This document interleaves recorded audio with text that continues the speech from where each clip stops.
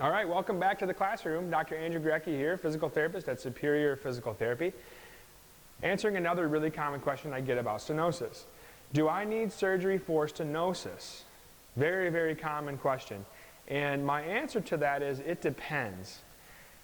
The goal with stenosis and surgery is to eliminate pain. But I would say that my recommendation from a physical therapist perspective is you want to try everything that's conservative before you jump into surgery. The only time surgery is urgent, like it needs to happen very soon, is if there are red flags present.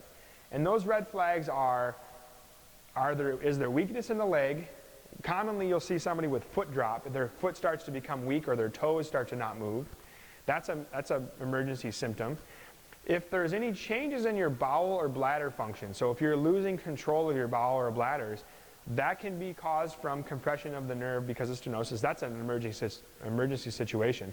So if those two things aren't present, it's not urgent to get surgery. And in fact, we know that in that case, surgery is only 50% successful after 2 years. So the 2-year outcomes are very bad. So the surgeries really aren't working for half the people that have them. So the goal is conservative treatment that focuses on treating the symptoms, getting the symptoms to go down, but also working on the dysfunction that's actually causing the hole to close down. Okay?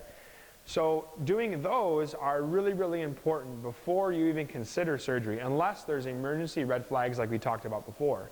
So do I need surgery for stenosis? Unless you have red flags, I can say the answer is no. But you should also try conservative treatment. Conservative treatment is physical therapy, cortisone injections, anti-inflammatories. Those are the things that I would try before I have surgery, because those things actually, when we don't have red flags, are 85% successful versus the 50% success of surgery. The problem with surgery is that it's not a bad surgery that happens. It's that the surgery right now that's commonly done is called a spinal fusion, which is where they open up the hole, then they put a plate on the back of the spine to keep the hole open. That actually goes fine. It goes well for people. But then taking away motion at that segment causes more stress at the segment above and below, and 2 years later, those are the ones that are causing pain. And then again, that's considered unsuccessful because the back still hurts, or the person still has sciatica.